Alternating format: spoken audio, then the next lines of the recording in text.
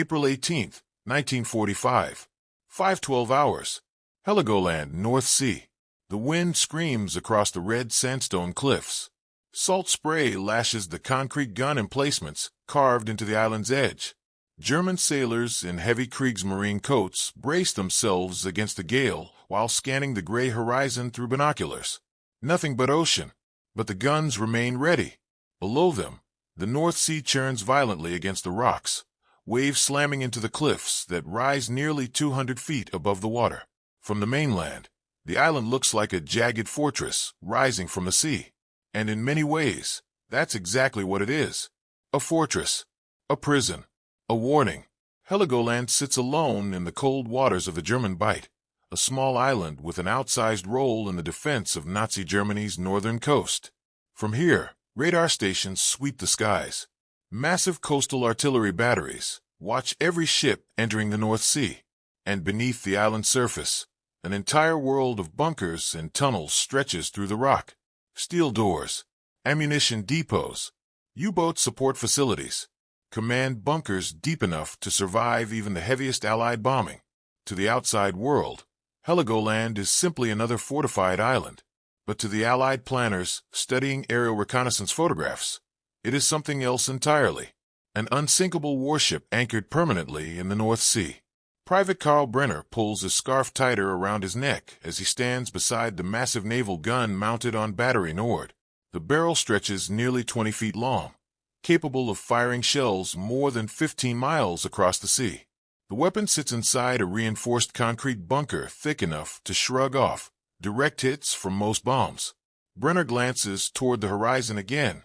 Still empty, still quiet, but the tension never leaves. Because by 1945, the skies above Germany belong to the Allies, and every soldier stationed on Heligoland knows that sooner or later, the bombers will come. The radar station perched above the cliffs suddenly crackles with static. Inside the bunker, a radio operator stiffens. Contact, Mareri, contact. Multiple contacts. The radar screen shows blips appearing across the western edge of the display. Not fighters. Too many. Too large. Bombers. Outside, the alarm sirens begin to wail across the island. Brenner hears the sound instantly. Every man does. Soldiers sprint across concrete platforms. Gun crews rush toward anti-aircraft batteries, positioned along the cliff tops. Flak cannons rotate skyward. Massive searchlights swing slowly across the clouds. And then someone points west. At first it looks like a distant storm front, a dark band stretching across the horizon. But within seconds the shape resolves into something unmistakable. Hundreds of aircraft. American B-17 flying fortresses and B-24 Liberators approaching in massive formations, their silver fuselages reflecting the weak morning sun. They fly in tight combat boxes. Dozens of bombers grouped together for mutual defense. Fighter escorts weave above them. P-51 Mustangs. P-47 Thunderbolts. The sky begins to growl with the sound of engines. 4 engines per bomber. Hundreds of bombers. The noise builds until it becomes a deep mechanical thunder rolling across the sea. The gunners on Heligoland's anti-aircraft batteries open fire. Flak shells burst in black clouds around the approaching formations. But the bombers keep coming. Steady.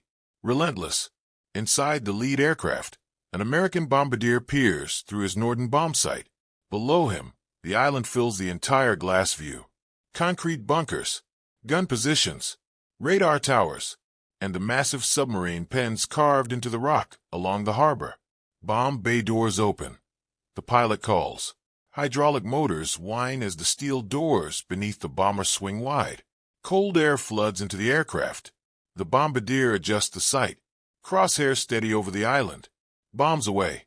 Thousands of pounds of high explosives drop from the bombers in perfect sequence. From the ground, it looks like rain. Hundreds of bombs falling toward Heligoland. The island erupts seconds later. Explosions tear across the cliffs and gun emplacements. Concrete shatters. Radar towers collapse. Entire bunkers disappear beneath clouds of smoke and dust. But even under that storm of bombs, Heligoland refuses to die. Because its defenses run deeper than the surface. Much deeper. and the war that built this island fortress is about to end. But what the Allies will decide to do with Heligoland after the war will create one of the most powerful explosions the world has ever seen. May 8, 1945, 9:40 hours. Heligoland Harbor, German Bight. The guns are silent. For the first time in years, the wind sweeping across the island carries no thunder of artillery, no roar of aircraft engines, no echo of flak bursts over the sea, just waves, and the distant creak of ships entering the harbor. German sailors stand quietly along the concrete docks, watching the gray silhouettes approaching from the horizon. British warships, destroyers, minesweepers. The war in Europe ended only hours ago. Germany has surrendered, and Heligoland, once one of the most heavily fortified outposts in the entire North Sea, is about to change hands. A British launch cuts through the harbor water toward the dock. Standing in the bow is Commander Richard Collins of the Royal Navy, greatcoat collar turned up against the cold wind. Behind him, Royal Marines check their rifles, not because they expect resistance, but because habit dies slowly in wartime. The launch bumps gently against the quay. Collins steps ashore. Waiting for him is a small group of German naval officers, led by Captain Lieutenant Ernst Keller, commander of the island garrison. His uniform is worn, the Iron Cross still pinned to his chest, though the war that gave it meaning is now finished. The two officers exchange brief salutes. Then Keller speaks first. In accordance with the order of surrender, Heligoland is now under British control. He hands over a folded document. Collins nods once. Just like that, the fortress changes hands. No battle, no final stand, only silence. But as British troops begin moving across the island, they quickly discover something unsettling. Heligoland is far bigger than it looks from the sea. Much bigger. A Royal Engineer team descends a narrow stairwell carved directly into the sandstone cliffs. Their boots echo against damp concrete as they move deeper underground. Flashlights sweep across thick steel doors. Massive ventilation pipes. Electrical wiring running through the walls. The tunnel slopes downward, deeper into the rock beneath the island. This place is enormous, one engineer mutters. He isn't exaggerating. Heligoland contains more than 6 miles of tunnels, bunkers, ammunition chambers, and command centers hidden beneath its surface. Entire sections are large enough to drive trucks through. These underground complexes protected radar stations, command posts, torpedo storage rooms, and living quarters for hundreds of soldiers. Even massive coastal artillery pieces were supported by buried ammunition lifts and reinforced corridors. The deeper the engineers explore, the more they realize the same thing. This island was never meant to fall. It was designed to survive. Back on the surface, Royal Navy survey teams begin mapping the island's defenses. They document enormous concrete gun batteries, still pointing toward the sea, anti-aircraft towers rising from the cliffs, and the massive submarine infrastructure surrounding the harbor. Heligoland was not just a lookout post. It was part of the defensive shield protecting Germany's most important naval bases: Wilhelmshaven, Bremerhaven, Hamburg. From here, radar could detect incoming aircraft long before they reached the mainland. Coastal artillery could target ships approaching the German Bight, and U-boats passing through the North Sea often used Heligoland as a staging point. In short, the island was a fortress, one built to guard the northern gateway to Germany. Inside one of the deepest bunker complexes, British engineers reach a vast chamber filled with stacked naval shells and torpedoes. Thousands of them. Row after row of ammunition crates stretch across the cavern. One engineer whistles softly. That's enough explosives to sink a fleet. And it isn't the only chamber. More storage rooms appear deeper in the tunnel network. Mines, depth charges, bombs, fuel depots, all hidden beneath layers of rock and reinforced concrete. When the British command receives the first full inventory report, the reaction is immediate. Heligoland is not just a captured island. It is a giant ammunition warehouse sitting in the middle of the North Sea. And it poses a serious problem, because even after Germany's surrender, tensions across Europe remain dangerously high. The war against Japan is still raging in the Pacific. Millions of weapons still sit across the continent, and the Allied commanders must decide what to do with them. Heligoland's defenses cannot simply be left intact.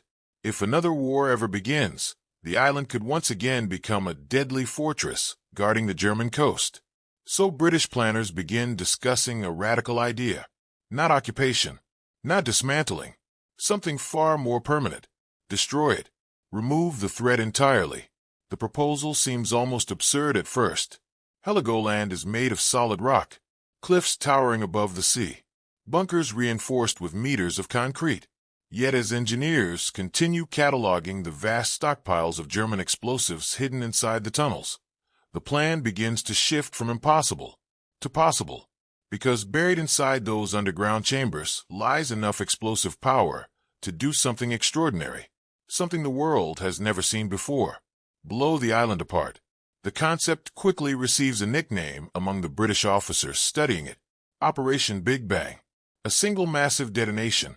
Thousands of tons of explosives set off simultaneously. The largest man-made explosion ever attempted without nuclear weapons. But first, the engineers must answer a simple question. Is it even possible to destroy an island? Summer 1945. British Military Administration Headquarters. Hamburg, Germany. The war in Europe has ended, but the work of dismantling the Third Reich is only beginning. Across northern Germany, Allied officers are cataloging weapons depots, dismantling military installations, and clearing millions of unexploded mines left behind by retreating German forces. Yet one location continues to dominate the discussions inside British command rooms: Heligoland. The island's enormous underground bunker network, artillery positions, and ammunition depots make it one of the most dangerous military remnants of the war. Leaving the fortress intact is not considered an option.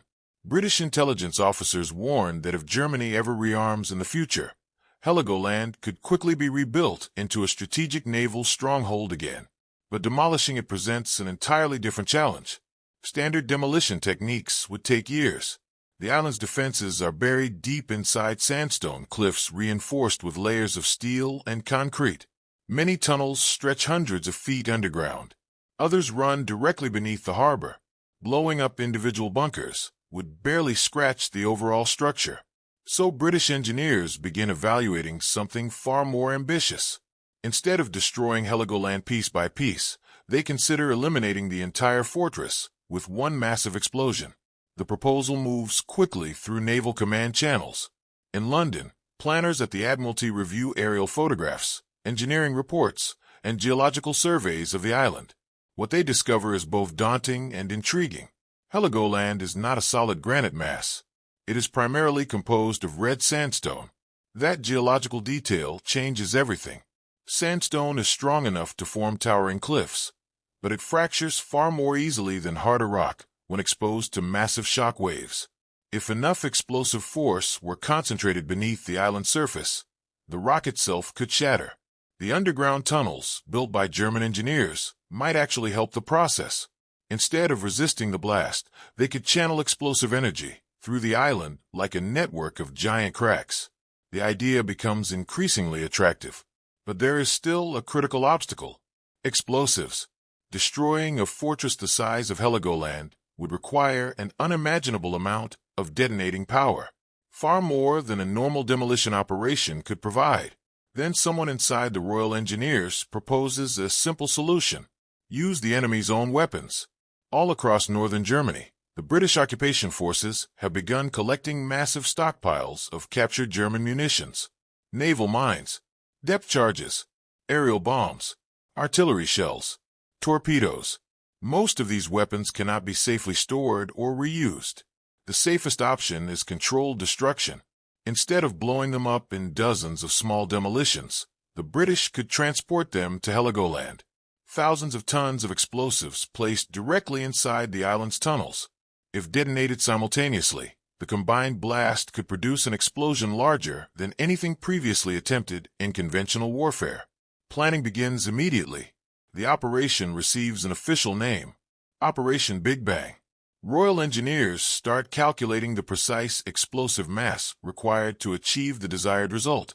Early estimates suggest at least 4,000 tons of high explosives would be needed to destroy the major bunker systems. But as demolition specialists analyze the tunnel layout more closely, they recommend an even larger charge: 8,000 tons, 10,000 tons. Eventually, the figure climbs to over 6,000 tons of military explosives, placed strategically throughout the island. The logistical challenges are enormous. Every explosive device must be transported safely across the North Sea, then carried deep into the underground tunnel network, and finally wired together into a synchronized detonation system. The engineers also face another danger. Many of the German munitions are unstable. Some bombs have been sitting for years. Others were damaged during transport or combat. Handling them is extremely risky. A single accidental detonation inside the tunnels could kill dozens of workers instantly. Yet the operation moves forward. Throughout late 1945 and into 1946, British ships begin delivering captured explosives to Heligoland. Crates of naval mines are lowered into the bunker entrances. Truckloads of artillery shells are stacked inside ammunition chambers. Depth charges are rolled carefully through narrow corridors. Each shipment increases the island's destructive potential. Gradually, the underground chambers begin filling with explosive material. Room after room, tunnel after tunnel, thousands of detonators, miles of wiring. British demolition experts carefully position charges near critical structural points in the island's geology. They target areas where shock waves can fracture the sandstone most effectively. By early 1947, the numbers become staggering. More than 6,700 tons of explosives now sit inside Heligoland. It is the largest demolition charge ever assembled. The power of the blast will be equivalent to several thousand tons of TNT detonating simultaneously. Military planners predict the explosion could be heard hundreds of kilometers away. Shock waves may rattle windows across northern Germany. A massive cloud of dust and debris will likely rise thousands of feet into the air. But the biggest unknown remains the island itself. No one has ever attempted to destroy an entire island using conventional explosives. The calculations are based on theory, engineering models, and educated guesswork. Heligoland might shatter apart dramatically, or it might simply crack, leaving most of the fortress still standing. Either outcome will produce a historic detonation, and by early April 1947, everything is ready. The explosives are wired. Detonation cables stretch across the island. Observation ships position themselves at safe distances in the North Sea. Military photographers prepare cameras. Scientists set up instruments to measure the blast wave. On the morning of April 18, 1947, the countdown will begin, and Heligoland will face the largest non-nuclear explosion the world has ever seen. April 18, 1947. North Sea, off the coast of northern Germany. The morning sky above Heligoland is gray and quiet. A cold wind moves across the water as Royal Navy ships hold their positions several miles away from the island. On board these ships are British officers, engineers, scientists, photographers, and journalists. All of them have gathered to witness something never attempted before: the complete demolition of a fortified island. From the decks of the observation vessels, Heligoland appears calm and unchanged. Its steep red sandstone cliffs rise sharply from the sea. The narrow harbor lies still. The long network of bunkers and tunnels beneath the island remains hidden from view. But inside those tunnels sits an enormous amount of explosive power. More than 6,700 tons of military explosives have been carefully placed throughout the underground chambers. Naval mines, depth charges, artillery shells, aerial bombs, all of them connected by miles of wiring that run through the tunnels and lead to the main detonation point. If everything works as planned, the explosion will occur at exactly the same moment across the entire network. The engineers responsible for the operation know the risk. If the charges do not detonate simultaneously, the blast may lose much of its power. Instead of destroying the fortress, it could simply collapse a few tunnels. Months of planning depend on perfect timing. On the command vessel, Royal Engineers review their final safety checks. Observation ships maintain a safe distance from the island. Aircraft circle high above the area to photograph the event from the air. Even fishing vessels have been warned to stay far from the blast zone. Although the explosion is non-nuclear, its scale is unprecedented. Many officers quietly admit they are unsure exactly what will happen. Some believe the island might split apart entirely. Others suspect only the bunker system will collapse while the cliffs remain standing. No one truly knows. At the central control station, engineers begin the final countdown procedures. Detonation cables stretch from the island to a secure triggering location offshore. A series of test signals confirm that the electrical circuits are still intact. Every connection appears to be functioning. The explosives remain stable. Now there is only one step left. The countdown. Across the ships in the observation fleet, officers gather on deck. Cameras are aimed at Heligoland's cliffs. Silence spreads as the final seconds approach. 10, 9, 8, 7, 6, 5, 4, 3, 2, 1. The trigger is activated. For a brief moment, nothing happens. Then the island erupts. A blinding flash bursts from the center of Heligoland as the massive explosive charge detonates deep inside the tunnels. The ground appears to lift upward. A colossal shock wave tears through the sandstone, shattering bunker walls and collapsing entire sections of underground chambers. Within seconds, the island's interior begins to break apart. A towering column of rock, dust, smoke, and debris explodes into the sky. The blast is so powerful that observers several miles away feel the shock wave strike their ships moments later. Windows rattle. Deck equipment vibrates. Some sailors instinctively step backward as the thunderous roar rolls across the sea. The explosion is heard across northern Germany. People living along the mainland coast report a deep rumbling, sound that seems to come from the earth itself. In some towns more than 60 kilometers away, windows shake violently. On Heligoland, the devastation is immediate. Entire sections of the island's central plateau collapse inward as the underground tunnels give way. The enormous bunker network built by Nazi engineers disintegrates almost instantly. Concrete ceilings crumble. Steel reinforcements twist under the pressure. Hundreds of thousands of tons of rock are blasted outward. From the air, pilots watching the explosion see a massive crater forming where the island's interior once stood. The dust cloud rises thousands of feet into the sky, spreading across the wind like a gray volcanic plume. The scale of the explosion shocks even the engineers who designed it. For several minutes, debris continues falling back to the island. Chunks of sandstone splash into the sea. Broken concrete blocks scatter across the cliffs. The shock wave moves across the North Sea in expanding rings. Yet when the dust slowly begins to clear, something unexpected becomes visible. Heligoland is still there. The island has not vanished. Despite the enormous explosion, the outer cliffs remain largely intact. The island's shape has changed dramatically, but it has not been completely destroyed. A massive crater now dominates the center of the island, where the underground bunker complex once existed. Huge sections of rock have collapsed inward, leaving behind jagged terrain and shattered cliffs. But the core landmass survived. For the British engineers watching from the ships, the result is both impressive and surprising. They have successfully destroyed the fortress. The military tunnels are gone. The ammunition depots have been obliterated. But the island itself proved stronger than expected. Later analysis will confirm the blast was one of the largest non-nuclear explosions in history. The detonation released energy roughly equivalent to several kilotons of TNT. Yet the natural geology of Heligoland absorbed much of the force. The sandstone fractured and collapsed, but it did not completely disintegrate. As the dust cloud drifts across the North Sea, the observers begin documenting the aftermath. Photographers capture images of the enormous crater. Scientists record blast data. Naval officers quietly reflect on what they have just witnessed. Operation Big Bang has succeeded.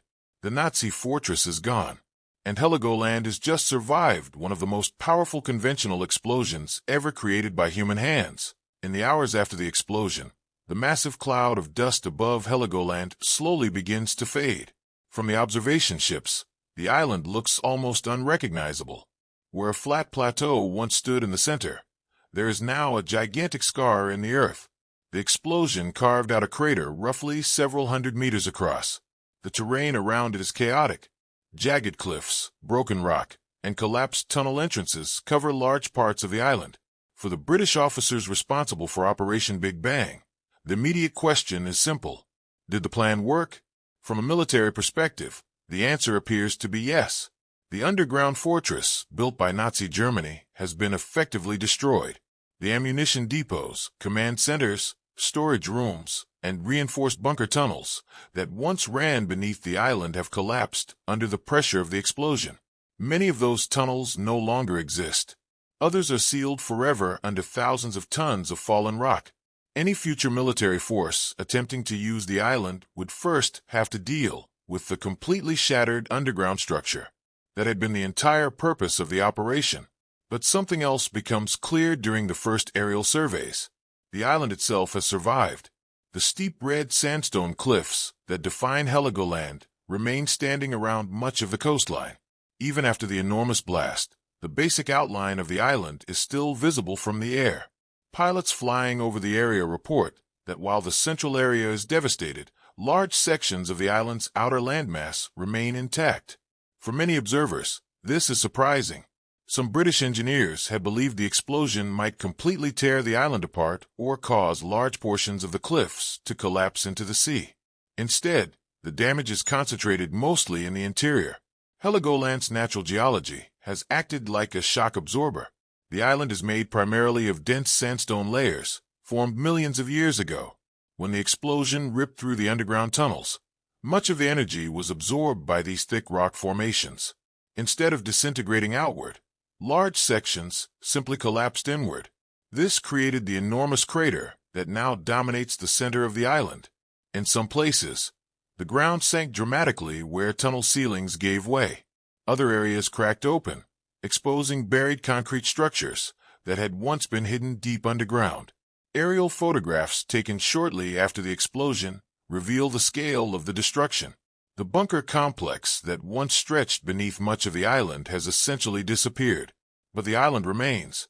News of the explosion quickly spreads across Europe. Although it was not a nuclear test, the scale of Operation Big Bang makes headlines in several countries. Many newspapers describe it as the largest planned non-nuclear explosion ever carried out. For Britain, the operation sends a clear message. The massive coastal fortress built by Nazi Germany is gone. Heligoland can no longer serve as a heavily fortified military base controlling shipping lanes in the North Sea. However, the island now presents a new problem. It has become a dangerous wasteland. Even after the main explosion, thousands of unexploded munitions remain scattered across the island. Old bombs, naval mines, artillery shells buried in rubble. Some were thrown out of storage tunnels during the blast. Others had been hidden in areas not fully connected to the detonation network. This makes the island extremely unsafe. No civilians are allowed to return. The British military continues to treat Heligoland as a restricted zone. Over the next several years, the island is used for additional military training exercises. Small-scale demolitions continue as engineers attempt to remove remaining ammunition and unstable structures. The once heavily populated island is now completely empty. Buildings that survived the war remain abandoned. The harbor sits silent. The lighthouse still stands above the cliffs, but no one lives there. Heligoland has effectively become a ghost island in the middle of the North Sea. Meanwhile, political tensions in Europe are beginning to shift. By the late 1940s, the early stages of the Cold War are starting to reshape international relationships. West Germany is slowly being rebuilt under Allied supervision. As this new political reality develops, questions begin to rise about the future of Heligoland. Before the war, the island had been home to more than 2,000 residents. Fishermen, harbor workers, shopkeepers, and families had lived there for generations. When the war ended, those residents were not allowed to return. They were relocated to towns along the German mainland. For years, many of them continued to hope that one day they might go back. But as long as the island remained a military testing area, that was impossible. Still, the survival of the island after the massive explosion left open a possibility that few had expected. Heligoland had not been erased. It was damaged, scarred, and dangerous. But it was still there, and that meant one day it might be rebuilt.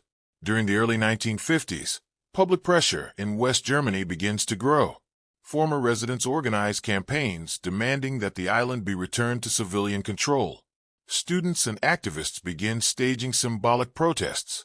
Some groups even traveled by boat to land briefly on the island as a political statement, raising German flags among the ruined buildings. These actions attract attention across the country. The image of Heligoland shifts from a destroyed fortress to a symbol of national recovery. By this time, the British government is also reconsidering its position. Maintaining a military testing ground on the island is becoming less important as Europe stabilizes, and the cost of keeping Heligoland restricted continues to rise. Eventually, negotiations begin. What started as the most heavily fortified island in Nazi Germany is about to enter a completely different chapter, one shaped not by war, but by rebuilding.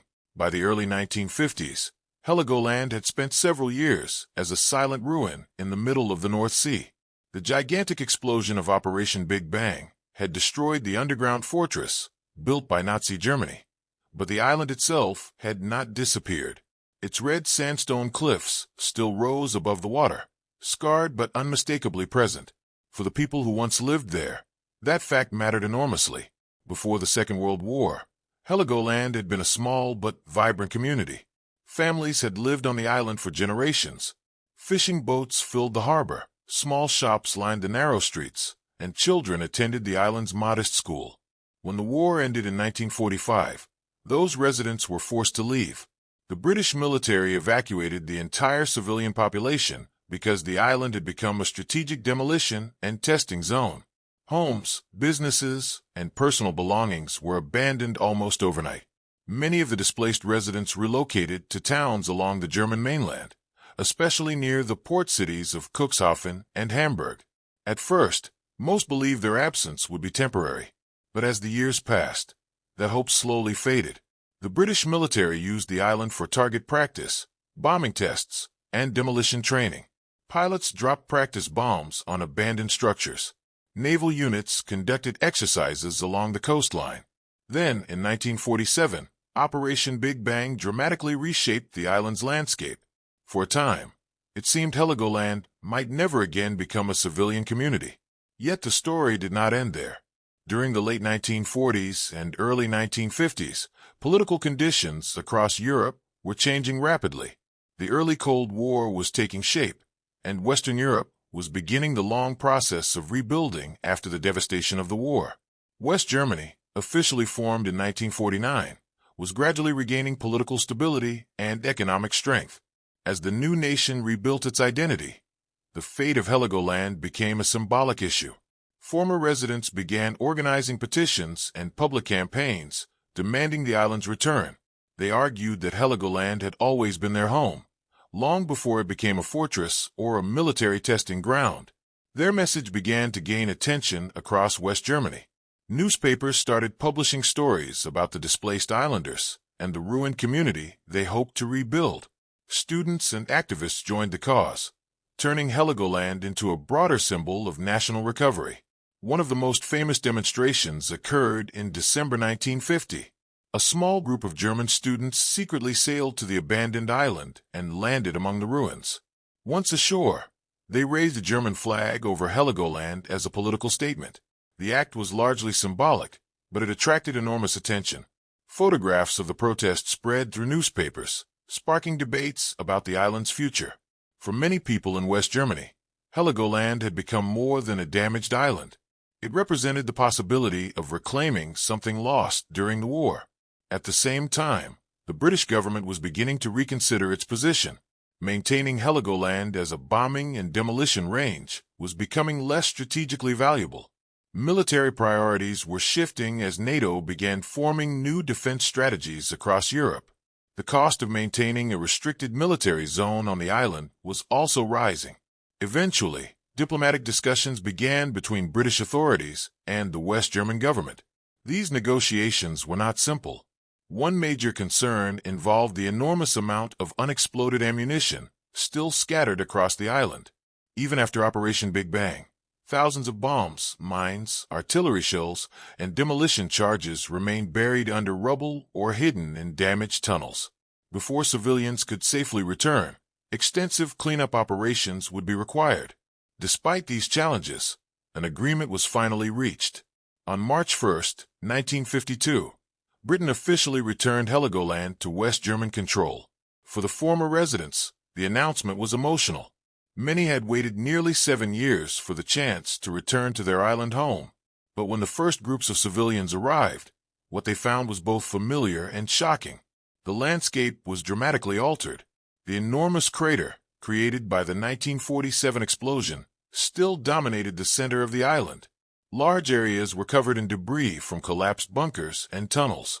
Many of the buildings that once stood there had been destroyed during wartime bombing or later military exercises.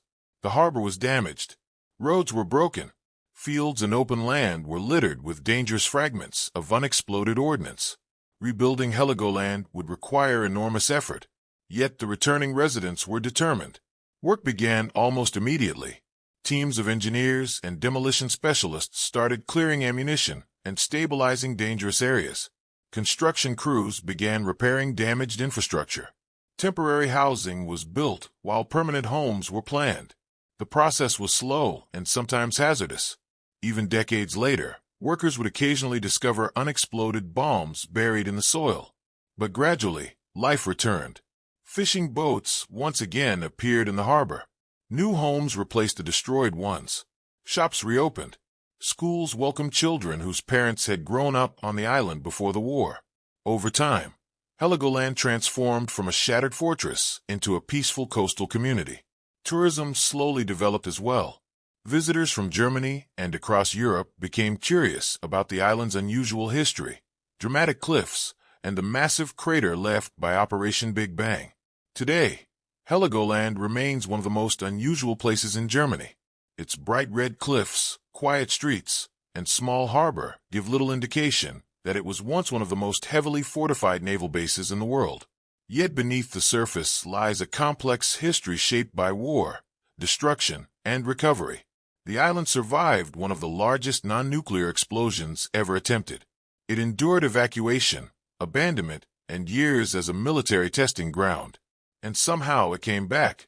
Heligoland stands today not as a fortress or battlefield, but as a reminder that even the most damaged places can eventually rebuild and move forward. When Heligoland was returned to West Germany in 1952, the island looked nothing like the home its former residents remembered. Entire sections of the landscape had been ripped open by explosions.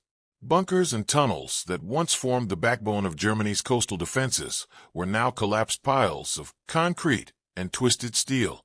Huge scars cut across the cliffs, where bombs had struck again and again during the war. But one feature dominated everything else. At the center of the island sat an enormous crater created by the 1947 Operation Big Bang explosion. It was not a small depression in the ground. It was a massive wound in the island itself.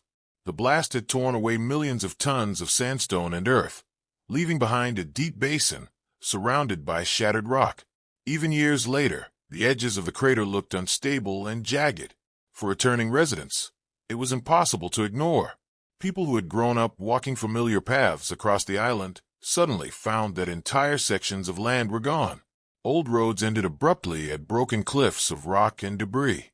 Places where homes once stood had vanished completely. In some areas, the ground had sunk or shifted because underground tunnels had collapsed during the explosion. Heligoland had always been small, but now it felt even smaller. The crater alone occupied a significant portion of the island's interior. Engineers and government planners faced a difficult decision. Should they try to rebuild the land and fill the crater, or simply accept the new landscape? At first, some officials considered major reconstruction projects. In theory, it might have been possible to fill the crater with debris, stabilize the ground, and restore the original terrain. But the cost would have been enormous. More importantly, the crater was sitting on top of the very tunnel network that Operation Big Bang had been designed to destroy. Even though many tunnels had collapsed, some sections still existed beneath the rubble. Excavating the crater risked exposing unexploded ammunition or unstable underground cavities. The danger was simply too high. Instead, planners made a practical choice. The crater would remain. Over time, natural processes slowly softened its harsh appearance. Wind carried sand and soil into the basin, Rainwater collected at the bottom during storms. Plants began to grow in patches along the edges. Grass and small shrubs gradually covered some of the exposed rock. Although the crater never disappeared, it slowly became less dark and more integrated into the island's landscape. For visitors arriving decades later, it no longer looked like a battlefield scar. Instead, it appeared as a strange natural valley in the middle of a small island. But the crater also became something else. It turned into a reminder of what had happened there. Heligoland's residents did not try to erase the island's history. Instead, they allowed traces of it to remain visible. In several places around the island, fragments of wartime structures can still be found. Broken bunker walls rise from grassy hillsides. Concrete foundations lie hidden among modern buildings. Occasionally, rusted pieces of military equipment appear when storms shift the soil. Perhaps the most persistent reminder, however, remains hidden underground. Despite years of cleanup operations, unexploded ordnance still occasionally appears on Heligoland. Engineers spent decades clearing bombs, mines, and artillery shells left behind after the war. Specialized teams carefully removed or detonated dangerous materials found in construction zones. Even today, strict safety procedures are followed whenever new building projects begin. Construction workers must often survey the ground carefully before digging. The legacy of Operation Big Bang and the island's wartime history still exists beneath the surface. Yet despite these reminders, Heligoland successfully transformed into a peaceful place. By the 1960s and 1970s, tourism began playing an important role in the island's economy. Visitors came to see the dramatic red sandstone cliffs rising from the North Sea. Bird watchers were drawn to the island because it sits along a major migration route. Thousands of seabirds nest on nearby rock formations each year. One of the most famous natural landmarks is the tall sea stack known as Lang Anna, a towering pillar of red rock standing just offshore. Photographers and tourists often gather along the cliffs to watch waves crash against its base. The island also became known for its duty-free shopping and relaxed atmosphere. Ferries regularly bring visitors from mainland Germany during the warmer months. For many tourists, the island's dramatic wartime history is only part of the attraction. Yet those who learn about Heligoland's past are often surprised by one fact. Despite the enormous scale of Operation Big Bang, the island itself survived. The British military had hoped the explosion would completely destroy the massive fortress built by Nazi engineers. Instead, the blast succeeded in collapsing tunnels and damaging defenses, but the island remained standing. The cliffs held firm. The core of the island endured. In the decades since, Heligoland has continued to evolve. Modern buildings replaced many structures lost during the war. The harbor was rebuilt and expanded. Research stations studying marine biology and climate science now operate on the island. Scientists monitor bird migrations, ocean currents, and environmental changes across the North Sea. What was once a heavily militarized fortress has become a center for tourism, research, and quiet island life. And at the center of it all, the enormous crater from 1947 still sits quietly in the landscape. It is not fenced off or hidden. People walk near it, sometimes without even realizing what created it. But for those who know the story, it represents something remarkable. A single explosion intended to erase a fortress ended up leaving behind one of the most unusual geological features in modern European history. The crater is not simply damage. It is a permanent record of one of the largest man-made blasts ever carried out without nuclear weapons. And it reminds everyone who visits Heligoland that even the most powerful explosions cannot always erase the places where history happened. On the morning of April 18, 1947, the people living along the northern coast of Germany and parts of Denmark experienced something deeply unsettling. Windows rattled, dishes clinked against each other. In some towns, people stepped outside thinking a distant earthquake had just struck. But Northern Europe is not known for earthquakes. The truth was far stranger. More than 50 kilometers away in the North Sea, the British military had just detonated one of the largest non-nuclear explosions in human history during Operation Big Bang on the island of Heligoland. The blast was so powerful that the shock wave traveled across the sea and reached the mainland within seconds. Residents along the German coast reported hearing a massive thunder-like boom rolling across the water. Some described it as the sound of a giant door slamming shut somewhere beyond the horizon. Others said the ground itself seemed to tremble briefly. Seismographs across Europe detected the explosion clearly. Scientists later calculated that the force released by the detonation was equivalent to several thousand tons of TNT exploding at once. For comparison, that made it one of the largest conventional blasts ever carried out by humans. To people who lived nearby, however, the numbers mattered less than the experience. Fishermen working in the North Sea that morning reported seeing a towering cloud of dust rise above the island. For a moment, the skyline of Heligoland seemed to vanish behind the expanding plume. Even ships many kilometers away felt the pressure wave pass over them. Some sailors later said they thought a new war had suddenly begun. The fear was understandable. Only 2 years earlier, Europe had witnessed the end of the most destructive conflict in its history. Cities across the continent were still rebuilding after years of bombing. The memory of massive explosions was still fresh. So when Operation Big Bang occurred, it startled many people who had no idea the test was about to happen. The British government had not widely publicized the exact time of the detonation. Military officials wanted the operation to proceed without crowds gathering near the area. As a result, the blast caught much of the surrounding region by surprise. Newspapers across Europe quickly began reporting on the strange event. Many early reports exaggerated the scale of the explosion. Some articles claimed the island had been completely blown apart. Others suggested that Heligoland might have sunk beneath the sea. Neither claim turned out to be true. Aerial reconnaissance flights conducted shortly after the blast confirmed that the island was still there. It had suffered enormous damage, but it had not disappeared. For scientists and engineers, the explosion became an important case study. Large-scale detonations had been carried out before, particularly during mining projects and military tests. However, Operation Big Bang provided a rare opportunity to study how massive amounts of explosive energy interacted with natural rock formations. Researchers examined how the sandstone cliffs responded to the shockwave and how underground tunnels collapsed during the blast. The results helped improve understanding of both geological stability and military demolition techniques. In some ways, the island itself acted like a gigantic laboratory. But while scientists studied the results, many people were still asking a simple question. Why had Britain done it? From a military perspective, the reasoning was straightforward.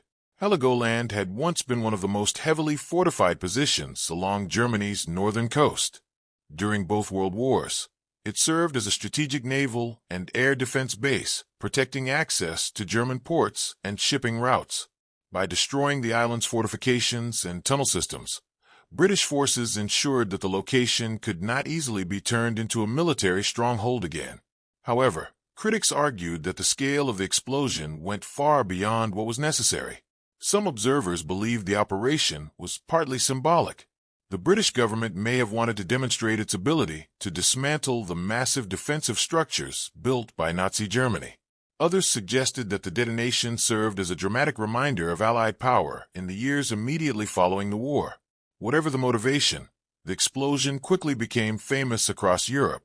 Photographs of the towering dust cloud appeared in newspapers and magazines. Writers described it as one of the most spectacular demolition events ever attempted. Yet even as people marveled at the scale of the blast, another story about Heligoland was quietly developing. Former residents of the island had not forgotten their home. Thousands of civilians who once lived there had been evacuated during the war.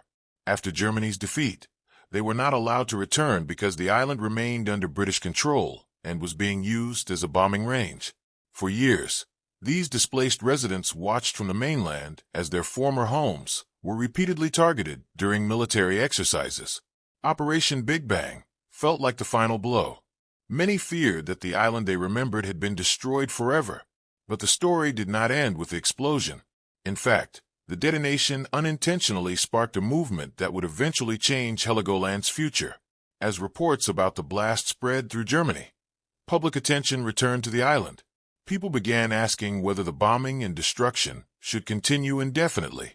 Students, journalists, and activists started discussing the possibility of reclaiming Heligoland for peaceful purposes. One of the most dramatic moments came in 1950, when two German students secretly traveled to the island and raised the German flag among the ruins. Their symbolic act attracted national media attention and helped fuel a growing campaign to end military use of the island. Public pressure gradually increased.